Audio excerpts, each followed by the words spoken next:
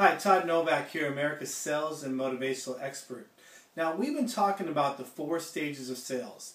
So we're on the final stage, the follow-up stage. Now, unfortunately, for most salespeople or most business owners, they don't like this stage because they figured, well, if they didn't buy from me the first time, then they don't want to buy from me again, or I'll be bugging them or bothering them. Well, that's so far from the truth.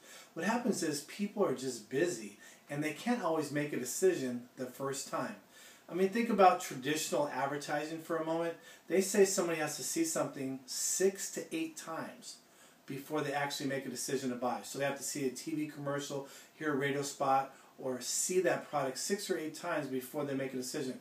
What makes you think you're so incredible that you can actually talk somebody in the first time they hear about it? So think about that for a minute. It's not about, closing them the first time. Follow-up takes time. And yes, it's uncomfortable, and yes, it feels weird. But I like to call follow-up as touches. Don't think of it as following up with someone to try to close them.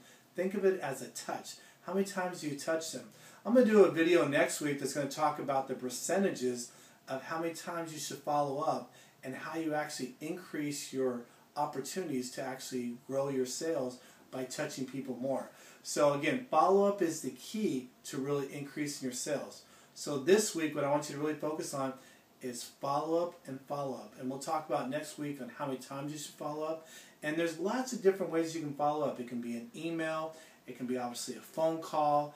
You could send somebody an article that you find on the internet or in a newspaper. So don't think of follow-up of just following up with them and ask them for their business. If you did your homework correctly and you had the right initial sales call with them, you should follow up with something personal or something that they would relate to business-wise. So it doesn't always have to be for what you're trying to sell them. So again, this is Todd Novak, America's sales and motivational expert. We'll see you here next week with the tips on how to follow up correctly. Thank you.